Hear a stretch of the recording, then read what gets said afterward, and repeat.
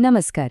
અંગ્રેજી બોલતી વખતે ઘણીવાર એવું થાય છે ને કે ક્યારે પ્લે વાપરવું અને ક્યારે પ્લીઝ, ક્યારેક ગો તો ક્યારેક ગોઝ. આ એસનો ચક્કર શું છે? બસ હવે ચિંતા કરવાની બિલકુલ જરૂર નથી.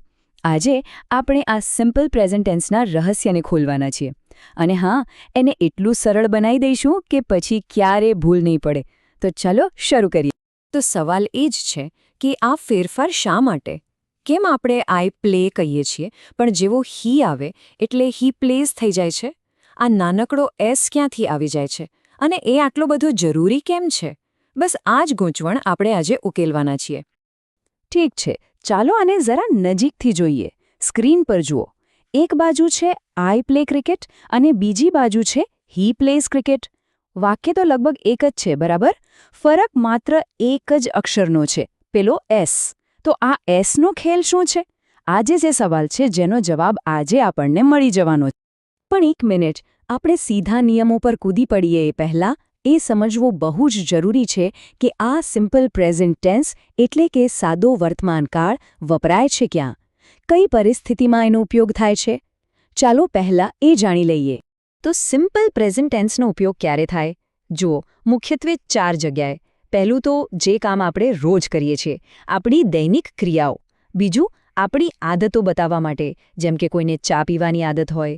ત્રીજું, સનાતન સત્ય માટે, એટલે કે એવી વાતો જે ક્યારેય બદલાતી નથી, જેમ કે સૂરજ પૂર્વમાં ઉગે છે.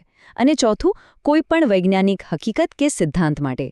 બસ આ 4 મુખ્ય ઉપયોગ છે. અને હવે આવે છે સૌથી મહત્વનો ભાગ. આખા સિમ્પલ પ્રેઝન્ટ ટેન્સનું આમ કહીએ તો રહસ્ય આ એક જ વાતમાં છુપાયેલું છે. તમારે ફક્ત એટલું જ યાદ રાખવાનું છે કે બધા નિયમો 2 સરળ રસ્તામાં વહેંચાઈ જાય છે. બસ 2 જ રસ્તા. જુઓ, આ સ્લાઇડને બરાબર મગજમાં બેસાડી દેજો. આ સિમ્પલ પ્રેઝન્ટ ટેન્સની માસ્ટર કી છે. બધું આના પર જ છે. અહીં 2 રસ્તા છે. પહેલો, વાદળી રસ્તો. એ કોના માટે છે? આઈ, વી, યુ અને ધે માટે. અને બીજો, નારંગી રસ્તો. એ કોના માટે? હી, શી, ઇટ અને કોઈ પણ એક નામ માટે. બસ, જો આ 2 ગ્રુપ યાદ રહી ગયા તો સમજો કે અડધું કામ પતી ગયું. ક્યારે ભૂલ નહીં થાય. ચાલો, તો હવે આ 2 રસ્તા પર ચાલીને જોઈએ કે વાક્યો બને છે કેવી રીતે. સૌથી પહેલાં આપણે બનાવીશું હકારાત્મક વાક્યો, એટલે કે પોઝિટિવ સેન્ટેન્સ. તો સૌથી પહેલાં રસ્તો નંબર 1. આ તો એકદમ સહેલો રસ્તો છે. નિયમ શું છે? જો વાક્યની શરૂઆત આઈ, વી, યુ કે દેથી થતી હોય તો ક્રિયાપદમાં કોઈ જ ફેરફાર કરવાનો નથી.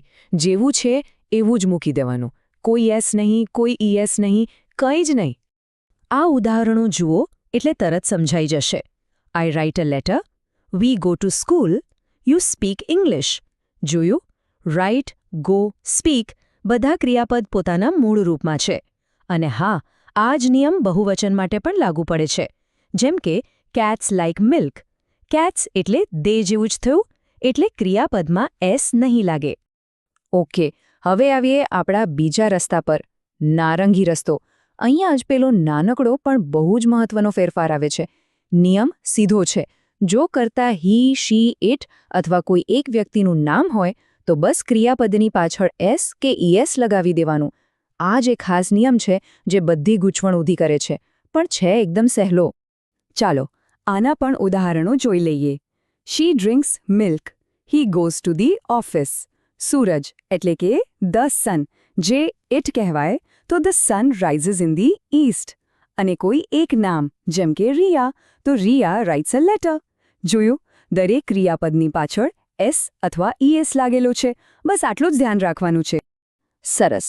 તો પોઝિટિવ વાક્યો બનાવવાનો પાયો હવે એકદમ પાક્કો થઈ ગયો.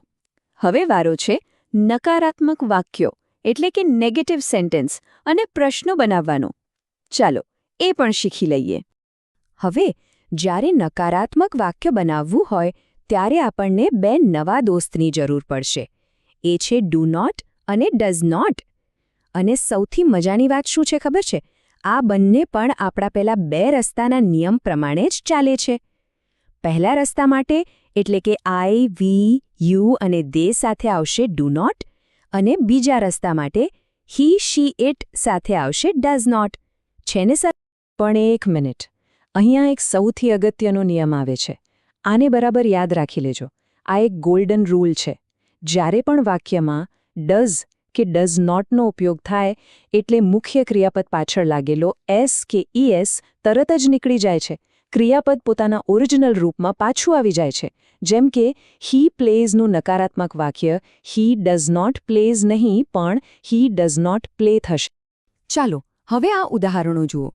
ડાબી બાજુ પહેલા રસ્તાના વાક્યો. I do not smoke, we do not go. અહીં તો કોઈ ફેરફાર નથી. પણ જમણી બાજુ ધ્યાન આપો. He does not play football, she does not cook food. જોયું? અહીંયા પ્લે છે, પ્લેઝ નથી. કુક છે, કુક્સ નથી. કેમ? કારણ કે ડઝ નોટ આવી ગયું છે. આ જ છે એક ગોલ્ડન રૂલ. અને હવે વાત કરીએ પ્રશ્નોની. આ તો એનાથી પણ સહેલું છે. તમારે બસ એટલું જ કરવાનું છે કે ડુ અથવા ડઝને ઉઠાવીને વાક્યની એકદમ શરૂઆતમાં મૂકી દેવાનું. બસ, બાકીના બધા નિયમો એના જ રહેશે. બે રસ્તાવાળો નિયમ પણ અને પેલો એસ કે ઈએસ હટાવી દેવાનો ગોલ્ડન રૂલ પણ. ફરીથી ઉદાહરણો જોઈએ. Do you speak English? Do they play cricket? અને હવે બીજા રસ્તાના પ્રશ્નો જુઓ. Does she cook food? Does he write a letter? તમે પેટર્ન જોઈ શકો છો. ડુ કે ડઝ સૌથી પહેલા, પછી કર્તા અને પછી ક્રિયાપદ પોતાના મૂળ રૂપમાં. એકદમ સ્પષ્ટ. ચાલો, તો અત્યાર સુધી આપણે જે કંઈ પણ શીખ્યા એ બધાને એકસાથે ભેગા કરીને એક આખું ચિત્ર જોઈએ. આ એક ક્વિક રિવિઝન જેવું છે, જેથી બધું બરાબર યાદ રહી જાય. આ ટેબલ જુઓ. આ આખા સિમ્પલ પ્રેઝન્ટ ટેન્સનો સારાંશ છે. આમાં બધું જ આવી ગયું. પહેલો રસ્તો, બીજો રસ્તો, પોઝિટિવ, નેગેટિવ અને પ્રશ્નાર્થ વાક્યો કેવી રીતે બનાવવા એ બધું જ એક જ જગ્યાએ છે. આનો સ્ક્રીનશોટ પાડીને રાખી શકાય છે. ભવિષ્યમાં બહુ કામ આવશે. તો આખી વાતને જો ટૂંકમાં સમજવી હોય તો બસ આ બે નિયમ યાદ રાખી લો. નિયમ નંબર 1, જો કર્તા આઈ, વી, યુ કે દે હોય તો ક્રિયાપદને બિલકુલ અડવાનું નથી. એ જેવું છે એવું જ રહેશે. અને નિયમ નંબર 2, જો કર્તા હી, શી, ઇટ કે કોઈ એક નામ હોય તો બસ પોઝિટિવ વાક્યમાં ક્રિયાપદને એસ કે ઈએસ લગાવી દેવાનું. બસ આ છે આખો ખેલ. સરસ. તો હવે સિમ્પલ પ્રેઝન્ટ ટેન્સના બધા નિયમો સ્પષ્ટ થઈ ગયા છે. પણ યાદ રાખજો, જાણવું અને કરવું એ બે અલગ વાત છે. સાચી માસ્ટરી તો પ્રેક્ટિસ કરવાથી જ આવશે. તો હવે વારો છે આ નિયમોનો ઉપયોગ કરવાનો.